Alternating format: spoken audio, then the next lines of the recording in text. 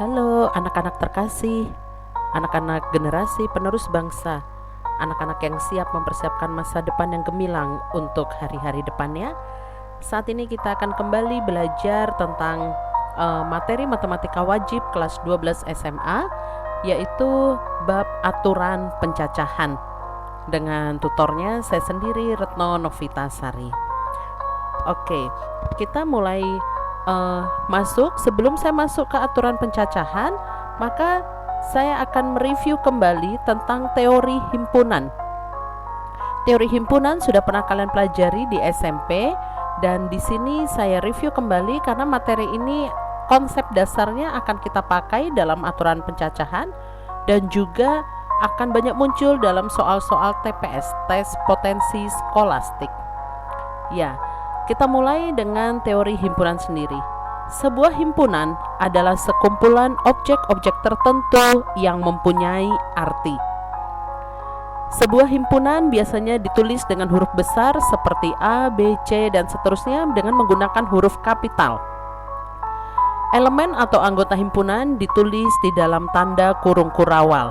Jadi, kalau kita mau membuat tanda himpunan, maka kita bisa menulisnya dengan simbol seperti ini. Misalkan kita punya himpunan A, maka kita bisa tulis di situ ada himpunan A menggunakan huruf kapital, kemudian sama dengan baru di sini kurung kurawalnya.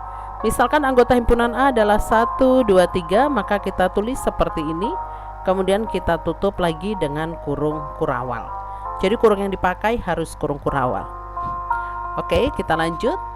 Simbol-simbol dalam himpunan. Ini sudah pernah juga kalian pelajari waktu SMP, saya hanya kembali mengingatkan. Misalkan A dan B adalah sebuah himpunan, maka jikalau kalian punya tanda seperti ini, A, kemudian di sini seperti ada huruf C tapi dibalik. Huruf C seperti huruf C tapi bukan C ya. Dia ini simbol dari himpunan bagian. Jadi kalau kalian punya bentuk seperti ini, maka ini berarti A himpunan bagian dari B. Kemudian yang kedua, kalau ada simbol A sama dengan B, berarti semua elemen A dan B adalah sama. Kemudian kalau di sini ada A kecil, kemudian ini simbol seperti huruf E, ini simbol elemen, ini A besarnya himpunan. Berarti A kecil adalah anggota atau elemen dari himpunan A. A kecil ini anggota atau elemen, sedangkan A besarnya adalah himpunan. Sedangkan kalau ada simbol seperti ini, berarti A bukan anggota atau elemen dari A. A kecil bukan anggota atau bukan elemen dari A besar. Kemudian kalau ada simbol seperti ini, seperti huruf O kemudian digaris, atau ada simbol kurung kurawal tapi di tengahnya tidak ada elemennya, ini berarti himpunan kosong. Kemudian kalau ada simbol seperti ini, A, ini seperti huruf U, B, berarti himpunan A gabungan himpunan B. Sedangkan kalau ada simbol seperti ini, A, ini seperti huruf U dibalik, B, berarti himpunan A irisan himpunan B. Sedangkan kalau ada simbol NA, berarti banyaknya anggota himpunan A. Berarti kalau NB, berarti banyaknya anggota himpunan B. NA gabung B, berarti banyaknya anggota himpunan A digabung dengan himpunan B. Seperti itu. Oke, bisa ya? Ya, sekarang gambar diagram Venn-nya. Waktu SMP juga kalian sudah pernah belajar, jadi pasti kalian tidak asing dengan istilah diagram Venn. Oke, untuk diagram Venn, misalkan kita punya A dan B adalah himpunan, maka kalau di situ kalian diminta menentukan A gabung B seperti ini, maka kalau kita menggambar diagram Venn-nya, kita gambar seperti ini, nak. Kita gambar dulu kotak. Di sini kita beri huruf S. S ini menandakan semestanya. Kemudian di sini kita gambar dua buah himpunan. Di sini adalah himpunan A, di sini adalah himpunan B. Maka kalau dia disebut dengan A gabung B, ini simbol untuk gabung. Maka berarti yang kita arsir semuanya. Ya. Jadi banyaknya himpunan A seperti apa, kita gabungkan dengan himpunan B. Oke, itu untuk A gabung B. Sedangkan untuk A irisan B, maka gambar diagram Venn-nya seperti ini. Tetap kita di sini tulis S, yaitu semestanya. Kemudian kita gambarlah himpunannya. Di sini adalah A, di sini adalah B. Kalau ini yang dia minta hanya irisannya. Irisan itu berarti kita hanya mengisi yang sama. Jadi yang diarsir hanya yang di dalam ini. Oke, itu bedanya. Begitu ya. Sedangkan yang C, kalau kita punya A di atas ada tanda petik, itu artinya A komplement atau inverse dari A. Maka cara menggambarnya seperti ini. Saya di sini punya S, di sini saya punya himpunan A, maka di luarnya inilah A komplementnya. Jadi A tanda inverse seperti ini itu berarti bukan A. Jadi kalau anggota A ada di dalam ini berarti dia di luarnya, seperti itu. Oke, kita coba di soal ya. Baiklah, kita coba di soal. Diberikan A, himpunan A anggotanya adalah 3, 6, dan 9. Sedangkan himpunan B anggotanya adalah 3, 4, 5, 6, 7. Himpunan C anggotanya adalah 4, 5, dan 6. Sedangkan S semestanya anggotanya adalah 1, 2, 3, 4, 5, 6, 7, 8, 9. Oke, kita perhatikan betul-betul elemen setiap himpunannya. Kemudian yang diminta yang pertama adalah A gabung B. Berarti kalau A gabung B, sekarang kita fokus ke himpunan A dengan himpunan B. Nah, kita data anggotanya yang sama ditulis satu kali saja. Jadi dari sini ya, kita bisa melihat bahwa himpunan A dengan himpunan B itu yang sama ada angka 3, berarti angka 3-nya sama. Kemudian angka 6 sama. Kemudian 4, 5, 7, dan 9-nya tidak sama. Nah, angka yang sama ditulislah satu kali, berarti 3, 5 ditulis satu kali. Kemudian yang enggak sama kita tulis semua, berarti ada angka berapa lagi? Oh, yang sama tadi 3 dengan 6 ya, maaf. Berarti yang tidak sama ada angka 4, 5, 7, 9. 4, 5, 7, 9. Berarti kita tulis semua. Jadi A dengan B digabung berarti ditulis semua.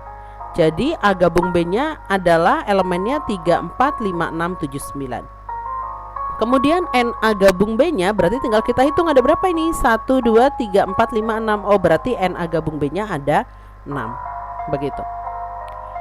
Oke, sekarang yang B. Yang B yang diminta adalah A irisan B. Kalau A irisan B, maka kalian hanya menulis angka yang ada di dua-duanya. Himpunan A 369, himpunan B-nya 3, 4, 5, 6, 7. Yang sama angka berapa, nak? Oh, angka 3 dengan angka 6. Yang masing-masing di A dengan B ada. Oke, berarti itulah irisannya. Berarti 3 dengan 6. Berapa banyaknya anggota A irisan B-nya? Oh, ternyata hanya ada 2. Kita tulislah di sini. Oke, lanjut. Sekarang yang C. Yang C adalah A irisan C. Berarti lihatnya A dengan C. Lihat anggota A adalah 369 dan anggota C-nya adalah 456. A irisan C. Oke, kita cek ada yang sama ya. Oh iya, angka 6-nya sama, nak. Di C ada 6, di A-nya juga ada 6. Berarti di sini, maaf, ini berarti bukan himpunan kosong. Berarti ke sini ada anggotanya yaitu 6. Berarti anggotanya di sini bukan kosong ya, di sini ada angka 1. Oke. Andaikan mereka tidak ada yang sama antara A dengan C, nggak ada yang sama, maka di sini irisannya baru himpunan kosong. Oke, seperti itu ya. Next, sekarang yang D. B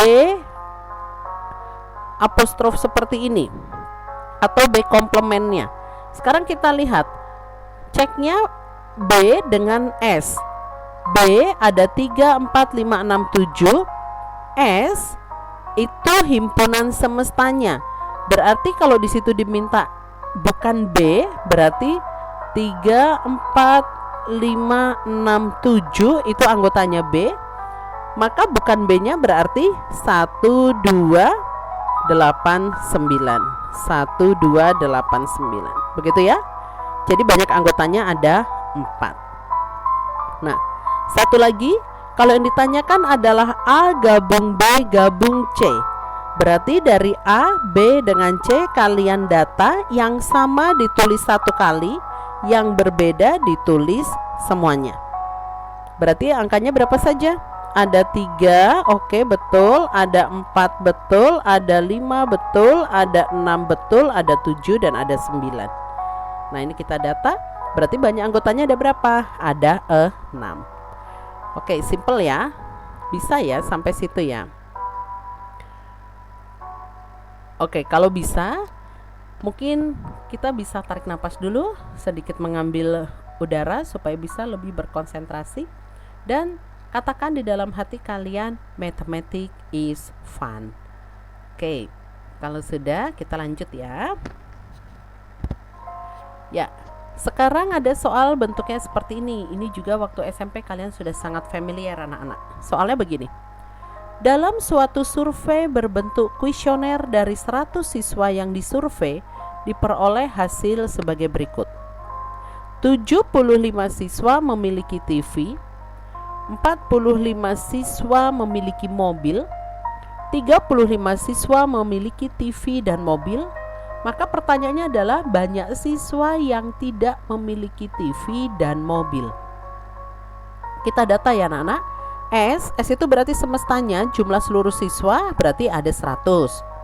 T itu siswa yang punya TV, berarti ada 75. M itu siswa yang punya mobil, ada 45. Kemudian T irisan M itu siswa yang punya TV dan punya mobil, berarti ada 35. Oke, dari data ini bisa ya mendata dari soal ke dalam bentuk matematikanya ya. Nah, kalau sudah, maka kita buatlah di sini. Tadi 75 itu anak yang punya TV, sedangkan 35 dia punya TV dan mobil. Maka untuk menghitungnya kita harus hitung dulu yang punya TV saja. Yang punya TV tadi ada 75, 35-nya punya TV dan mobil. Maka yang punya TV saja, dia punya TV tapi dia nggak punya mobil, itu ada 40 anak. 75 kurangi 35. Terus yang punya mobil saja, dia punya mobil tapi dia nggak punya TV, berarti ada 45 kurangi 35, ada 10 anak. Yang punya TV dan mobil ada 35 anak. Maka yang tidak punya keduanya adalah semesta 100 dikurangi ini nak, 40 tambah 100 tambah 35. Jadi 100 kurangi 85, yang tidak punya keduanya, dia nggak punya TV, dia nggak punya mobil, tuh ada 15 anak. Kalau kita gambar diagram Venn-nya seperti apa? Oke, kita buat so simple diagram Venn-nya.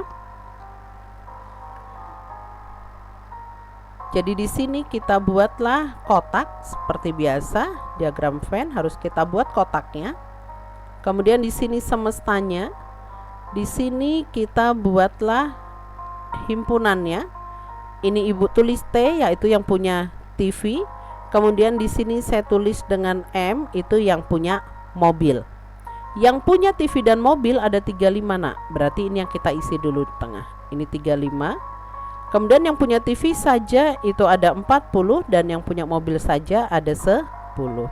Nah, jumlah mereka ini semua harus 100, harus sesuai dengan S. Sedangkan ini semua kalau kita jumlahnya baru 85.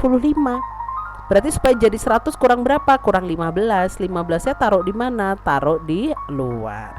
Karena 15 ini yang tidak punya TV dan tidak punya mobil. Begitu diagram Venn-nya. Bisa ya? Oke. Nah, sekarang kita mulai masuk ke materi SMA-nya. Materi SMA yang akan kita pelajari adalah aturan penjumlahan dan aturan perkalian terlebih dahulu. Ini pengantarnya ya anak-anak. Oke, di sini sudah saya bedakan kiri dan kanan aturan penjumlahan dan aturan perkalian. Apa bedanya? Kalau aturan penjumlahan, penjelasannya adalah Jika kegiatan 1 misalkan M dan kegiatan 2 misalkan N, maka kegiatan 1 atau kegiatan 2 dikerjakannya pakai M ditambah N cara. Mereka disebut kejadian yang saling lepas, kejadian yang tidak dapat terjadi bersamaan. Jadi nanti kalau kalian lihat sebuah kegiatan itu nggak bisa terjadi bersamaan, maka dia pakai aturan penjumlahan. Begitu. Sedangkan kalau aturan perkalian tuh jika kegiatan 1 ada M cara dan kegiatan 2 ada N cara, maka kegiatan 1 dilanjutkan dengan kegiatan 2 itu sebanyak M kali N cara. Kalau yang tadi kan kegiatan 1 atau kegiatan 2, itu berarti dijumlahkan. Tapi kalau kegiatan 1 dilanjutkan dengan kegiatan 2 berarti dikali. Oke, mungkin kalian masih bingung dengan penjelasan ini. Kita masuk ke contoh. Contoh aturan penjumlahan. Contoh soal aturan penjumlahan. Ibu awali dari soal nomor 1. Di rumah Wati memiliki 3 sepeda berbeda, 2 motor berbeda, dan 2 mobil berbeda. Berapa banyak pilihan cara yang bisa dipilih Wati untuk memakai 3 jenis kendaraan yang ia miliki? Logikanya nak, Wati sekali jalan gak mungkin pakai 3 kendaraan itu bersamaan. Gak mungkin seorang Wati dia bisa pakai sepeda, motor, dan mobil yang berbeda dalam waktu bersamaan. Kan gak mungkin. Nah, karena dia tidak dapat terjadi dalam waktu yang bersamaan, berarti mereka ini kejadian saling lepas nih. Pakainya aturannya penjumlahan. Jadi banyaknya cara yang bisa dipilih Wati untuk memakai 3 jenis kendaraan yang ia miliki, berarti kita jumlahkan langsung. Sepedanya ada 3, motornya ada 2, mobilnya ada 2. Berarti 3 tambah 2 tambah 2, ada 7 cara. Simple ya? Simple. Kalau kita paham maksudnya si soal, pasti simple. Jadi butuh kita logikakan dulu, begitu. Oke, sekarang yang kedua, contoh aturan perkalian.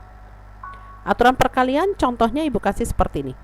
Budi mempunyai 3 buah baju, yaitu baju putih, baju batik, dan kaos. Dan 2 buah celana panjang, yaitu celana panjang hitam dan celana panjang coklat yang berbeda. Banyak pilihan yang bisa dipilih Budi untuk memakai baju dan celananya adalah titik-titik. Sekarang pertanyaannya, bisa nggak si baju dengan celana ini dipakainya barengan?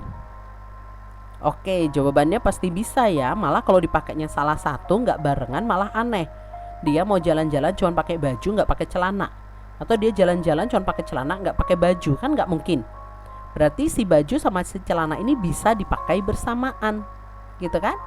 Nah, setelah dia pakai baju dia lanjutkan pakai celana. Berarti soal ini dikerjakannya pakai aturan perkalian, karena kejadian 1 dilanjutkan dengan kejadian 2. Ini pilihannya nih, misalkan si Budi pakai baju warna putih, dia mau milih celananya hitam, boleh kan? Maka dia bajunya jadi putih hitam.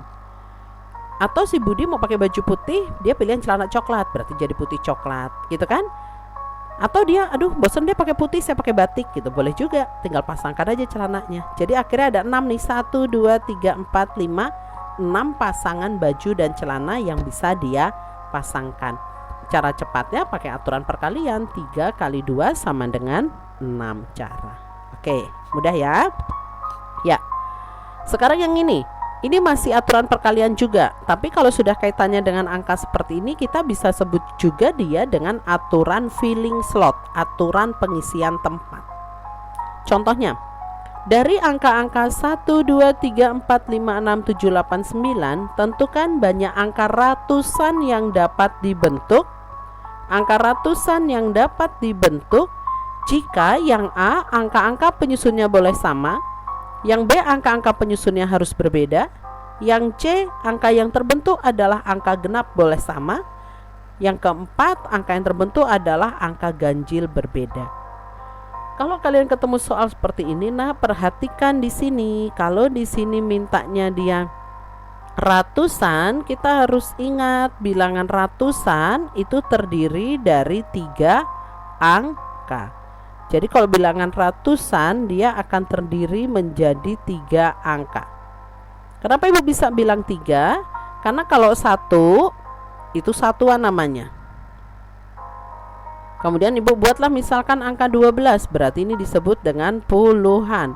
Misalkan di sini Ibu buat angka 125, maka ini disebut dengan ratusan. Jadi karena dia mintanya ratusan, berarti susunan angkanya ada 3. Nah, seperti apa, angka apa saja yang bisa disusun? Sekarang kita lihat. Kita mulai tadi, angka penyusunnya itu adalah angka 1 sampai 9 tadi ya. 1, 2, 3, 4, 5, 6, 7, 8, 9. Yang pertama, soal yang pertama tadi tidak ada syarat, dia hanya minta ratusan boleh sama. Oke, kalau dia minta ratusan boleh sama, berarti di kotak pertama ini adalah kotak ratusan, ini puluhan, dan yang terakhir adalah satuan. Karena dia mintanya boleh sama, maka di kotak pertama 9 angka ini boleh masuk. Jadi 9 angka, bukan angka 9. Artinya di kotak pertama boleh diisi angka 1 boleh, 2 boleh, 3 boleh, 4 boleh, 5 boleh, 6 boleh, 7 boleh, 8 boleh, 9 boleh. Jadi 9 angka semuanya bisa masuk, maka di sini Ibu tulis dengan angka 9. Di kotak puluhan karena dia bilang boleh sama, berarti kalau di kotak pertama udah angka 3, di kotak kedua boleh angka 3 lagi, berarti 9 lagi. Nah, di kotak yang ketiganya yang satuan juga boleh sama, berarti ada 9 lagi. Nah, 9 ini itu 9 angka, bukan angka 9, 9 angka. Jadi cara mengerjakannya tinggal kaliin aja. Ini kan slotnya sudah kalian filling tuh, sudah kalian isi. Tinggal kalian kalikan deh, 9 kali 9 kali 9. Jadi ada 729 susunan angka ratusan boleh sama yang bisa dibentuk. Oke. Nah, sekarang yang B. Yang B dia mintanya adalah ratusan tapi harus berbeda. Nah, berarti di kotak pertama tetap 9 angka ini boleh masuk semua. Di kotak kedua sudah berkurang 1, karena kalau di kotak pertama angka 3 sudah dipakai, dia nggak boleh lagi dipakai di kotak kedua. Berarti tinggal ada 8 angka yang bisa masukkan di kotak kedua. Di kotak ketiganya berkurang 1 lagi, karena kalau sini sudah pakai angka 3, sudah pakai angka 5, di sini nggak boleh dipakai lagi. Berarti angka yang bisa dipakai tinggal ada 7 angka. Oke, kalikan deh 9 kali 8 kali 7, jadi ada 504 susunan angka. Oke, yang C tadi dia mintanya genap boleh sama. Kalau dia mintanya angkanya genap, maka kalian isinya dari kotak paling terakhir, dari kotak satuannya. Kalau dia mintanya genap, maka satuannya harus genap. Lihat, angka genap ada angka berapa aja? Ada angka 2, 4, 6, dan 8. Berarti ada berapa angka? Ada 4 ya, maka di kotak satuannya Ibu isi 4. 4 di sini 4 angka, bukan angka 4. 4 angka berapa aja? Angka 2, 4, 6, 8. Kemudian karena dia bilangnya boleh sama, berarti di kotak pertama dengan kedua nggak masalah, semua angka bisa dipakai. Maka kembali ke angka 9, kembali ke angka 9. Kalikan deh 9 kali 9 kali 4, jadi 324 susunan angka. Bisa? Nah, sekarang yang D. Yang D angkanya dia mintanya ganjil berbeda. Kalau dia mintanya ganjil berbeda seperti ini, sama dengan aturannya genap, ganjil juga diisinya harus dari belakang.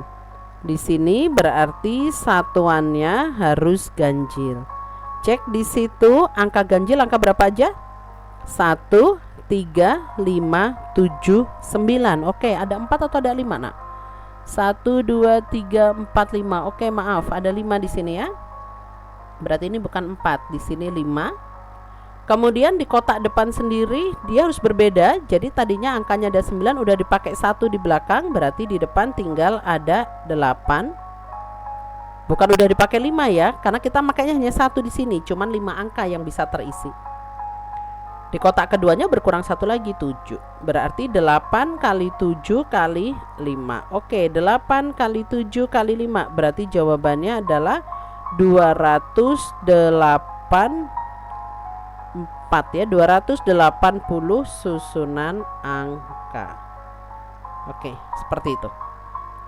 Bisa ya? Kalau masih bingung nanti boleh direview kembali video yang sudah saya tampilkan ini.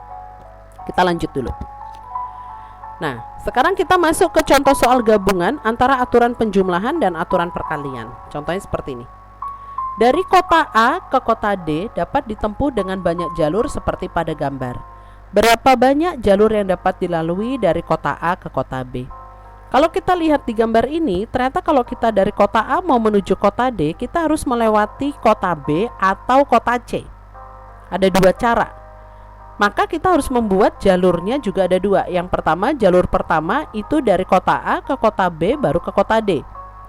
Kota A ke kota B ada 4 jalur. Lihat garisnya 1, 2, 3, 4. Sedangkan B ke D ada 3 jalur.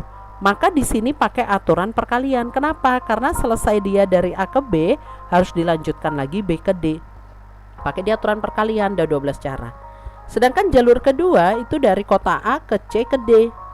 Kota A ke C ada 3, C ke D nya ada 3. Nah ini juga kan dilanjutkan nih, berarti pakai aturan perkalian. Nah sekarang mencari total banyak jalurnya pakai apa? Pakai aturan penjumlahan. Kenapa? Karena ini nggak bisa terjadi bersamaan. Kalau dia udah melalui jalur yang satu, kan dia nggak bisa dalam waktu bersamaan melalui jalur yang dua. Harus milih kan, dia salah satu kan. Nah tadi karena dia tidak dapat terjadi bersamaan, berarti pakainya aturan penjumlahan. Maka di sini saya tulis di atasnya contoh soal gabungan antara penjumlahan dengan perkalian. Jadi cara mencari jalurnya pakai perkalian, tapi total jalurnya pakai penjumlahan. 12 tambah 9 ada 21 cara. Bagaimana? Sudah mulai bisa membedakan ya kapan pakai aturan penjumlahan, kapan pakai aturan perkalian. Oke. Ini masih contoh soal gabungan juga antara aturan penjumlahan dan aturan perkalian. Pertanyaannya seperti ini. Berapa banyak bilangan-bilangan bulat positif yang memenuhi syarat sebagai berikut? Kurang dari 500 dan dapat disusun dari angka 3, 4, 5, 6, dan 7. Dan tiap bilangan tidak mengandung angka yang sama. Jadi poinnya di sini, poinnya adalah bilangan bulat positif, karena kebetulan angkanya memang tidak ada yang negatif, kurang dari 500, tidak boleh ada angka yang sama, berarti harus berbeda. Nah sekarang cek, bilangan itu dikatakan kurang dari 500 berarti terdiri dari 3 angka. Nah ada satuan, ada puluhan, ada ratusan. Karena angka 1, angka 2, angka 3 kurang dari 500 enggak? Ya kan? Kemudian angka 12, 25, 37, angka puluhan nih namanya. Kurang dari 500 juga enggak? Iya. Sekarang angka 3, 4, 5, 4, 6, 7 kurang dari 500 juga enggak? Iya. Berarti ada 3 tipe nih, ada satuannya, kemudian ada puluhannya, dan yang terakhir ada ratusannya. Nah ini semua harus kita hitung, harus kita rinci. Caranya adalah seperti ini. Ibu awali dari yang ratusan. Angka ratusan berbeda kurang dari 500 yang bisa dibentuk adalah, tadi angkanya berapa? 3, 4, 5, 6, 7 ya. Angkanya adalah 3, 4, 5, 6, dan 7. Kalau dia minta kurang dari 500, berarti kita harus isi kotak depan sendiri dengan angka yang kurang dari 500. Berarti yang mungkin hanya angka 3 dengan angka 4. Berarti ada berapa angka nih? Hanya ada angka 2. Maka kita istilah ke sini 2. 2 ini artinya 2 angka. Jadi hanya angka 3 dengan angka 4 yang bisa masuk di kotak pertama, karena dia mintanya kurang dari 500.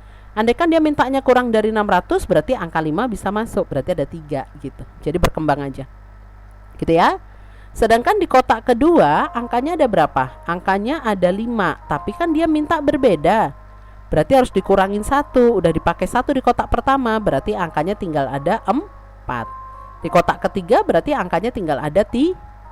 Jadi intinya kalau dia berbeda kurangin 1 gitu. Tapi ingat ya aturannya, dia harus mengisi dari kotak pertama dulu atau kotak terakhir kah gitu. Kalau dia genap ganjil dari kotak terakhir. Tapi kalau kayak gini, kalau kurang dari berarti dari kotak pertama diisinya. Oke, kalikan 2 kali 4 kali 3, jadi ada 24 susunan angka. Ini baru yang ratusan. Sekarang yang puluhan. Kalau puluhan tidak ada masalah saya pikir, Karena angka 3, 4, 5, 6, 7 semuanya bisa masuk, berarti di sini 5, di kotak keduanya ada 4. Karena harus berbeda. Jadi kalau di sini udah 5, di sini berkurang 1. 5 kali 4 ada 20 susunan angka. Andaikan soal ini tidak ada kata berbeda, maka 5 bisa masuk. Jadi ini 2, 5, 5 kaliin. Ini 5, 5 kalau nggak ada kata berbeda. Tapi karena ada kata berbeda berarti dikurangin 1. Kemudian yang ketiga, angka satuannya. Angka satuannya berarti semua angka ini bisa masuk ya, berarti ada 5. Udah? Nah, yang sudah kita buat kita rinci 3 ini kita jumlahkan. Maka di sini saya bilang gabungan antara aturan perkalian dengan aturan penjumlahan. Jadi total banyak angka yang kurang dari 500 berbeda yang dapat terbentuk adalah 24 ditambah 20 ditambah dengan 5. Jadi totalnya ada 49 susunan angka. Oke, bagaimana anak-anak sampai sini bisa? Ya, nanti kalian bisa tambah variasi soal dengan membaca buku atau mencari artikel-artikel atau materi-materi yang lain, atau bisa juga hubungi ibu secara pribadi. Oke, di akhir video ini Ibu mau mengucapkan terima kasih atas perhatian kalian anak-anak. Thank you for your attention and don't forget to say mathematics is fun. Karena ketika kita berpikir bahwa matematik itu menyenangkan, maka secara psikologi kita pun akan senang mengerjakan soal-soal matematika. Dan yang pasti soal-soal itu akan menjadi bisa kita kerjakan karena hati kita sudah senang dan bahagia. Dan yang terakhir Ibu mohon tolong di subscribe dan di like supaya video ini juga boleh terus berkembang dan Ibu bisa terus mengupgrade video ini menjadi lebih baik ke depannya. Terima kasih untuk semuanya, salam sehat and God bless.